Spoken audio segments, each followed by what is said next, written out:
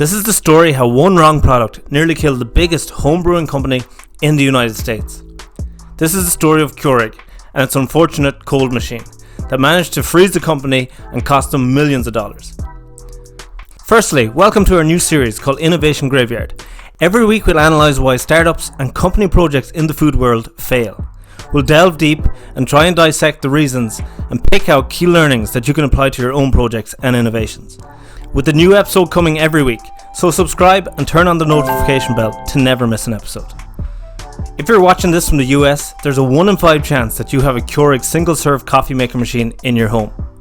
Since as far back as 2015, Keurig had a coffee machine in over 22 million homes throughout the US.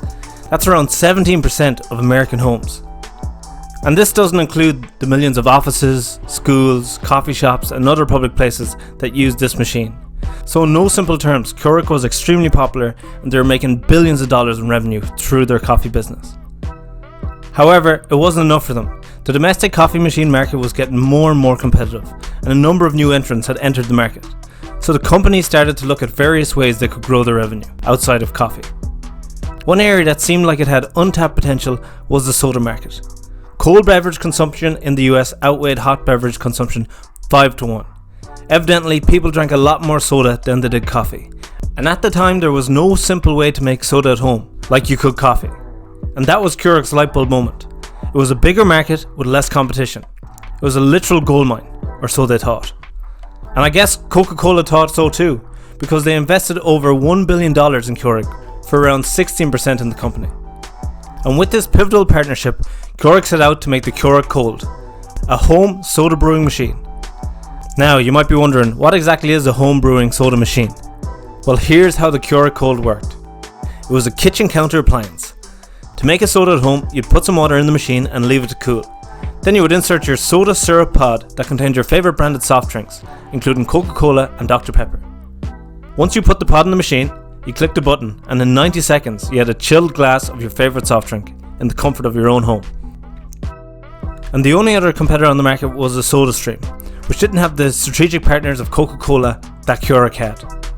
So, everything up to this point sounds pretty good, right? So what happened? What went wrong with the Keurig Kold? Well, unfortunately, quite a lot, starting with its steep $370 price tag. Let's have a deep dive into the economics of the Keurig Kold. This was its first downfall. You see, if a machine is cheap, people might be willing to overlook its flaws. However, if you're paying $370 for a soda brewing machine, you expect perfection. And let's just say the Kold was far from that. Let's remember that $370 only included the machine. As we mentioned earlier, you need to insert the pod to make the drink, and these were sold separately. A 4-pack of the pods were selling for about $2, or 50 cents per pod. While at the same time you could get a 12-pack of Coca-Cola for around $5 on Amazon, which equates to 41 cents per can. That coupled with having to wait 90 seconds for the machine to make your soda meant it was more expensive and less convenient than grabbing a can from the fridge. And more expensive and less convenient isn't usually a winning combination. Secondly, the machine. According to a review from CNET, the Kold was bulky, loud, and made the drinks too slowly, about 90 seconds to produce one 8-ounce glass of soda. That was the second problem with the Kold. The machine was also too big and bulky. It was an absolute monster and took away all the space on the countertop. It was also really loud, even when it wasn't in use. Some customers said it was louder than their fridge when on standby mode, and when it was brewing, it could be heard all around the house. This also brought about another problem. To cool the water in the Kold and preserve its temperature, even when the machine wasn't actively in use, it had to act like a mini fridge, which wasn't great for the environment or your pocket when the electricity bill would come around. 3. Inconsistent product. Unlike their main business, coffee, each cup of coffee is meant to be personalised. This is why even at establishments like Starbucks and Tim Hortons, they ask you how you'd like your coffee and make the coffee from scratch. 2 creams, 2 sugars, decaf, latte, cappuccino, or espresso. They're all tailored to the customer's taste. Soda, on the other hand, is not meant to be unique. People expect Coke to taste the same, no matter what shop they buy it from, or even what country they're in.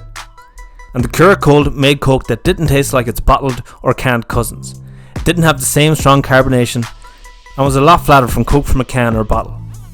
It also tastes syrupy, and essentially people just didn't like the taste. The machine didn't make the same tasting drinks all the time, it was very inconsistent, and sometimes it wouldn't even make any soda, and you'd have a wasted soda pod that were even more expensive than a simple canned soda. To give you a perspective of just how bad it was, Keurig offered a Kold to one reviewer in exchange for a free, unbiased review. And it was so bad that the reviewer said he wouldn't be keeping the machine. Keep in mind he could have kept it for free, but he said even for free, the machine wasn't worth having. Ouch.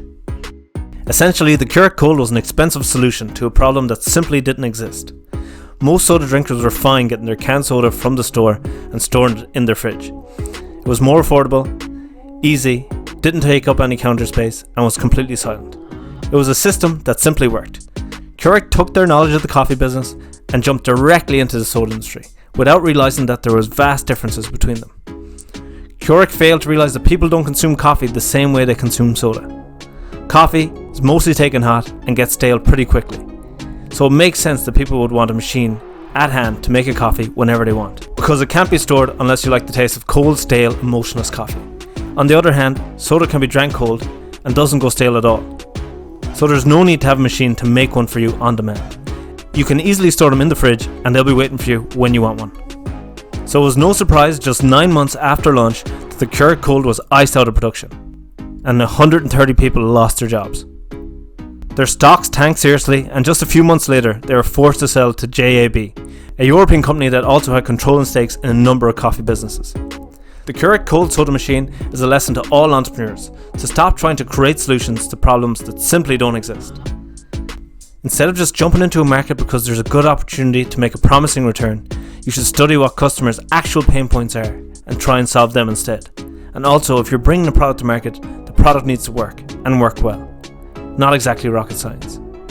If Keurig had had a closer look at the soft drink market in the US at the time, they would have seen that consumption was actually falling, and people were choosing to try and live a healthier lifestyle. The average consumption of soda was on the decrease, and people were opting for functional drinks that had actual health benefits. So, I hope you enjoyed it. That's all for this episode. For more videos about failed innovations from some of the biggest food companies and food tech startups in the world, please hit the subscribe button and turn on the notification bell so you can get notified whenever we upload a new video. Thank you very much, and catch you in the next video. Leave us a comment and let us know what food trend you'd like us to cover next. If you enjoyed this video, then give this video a like. We'll have new videos coming every week in 2022. And if you'd like to learn more about some of the hottest food trends, sign up to our free trend reports on ghost kitchens, vertical farming and more. You can check out the link in our description. Absolutely free.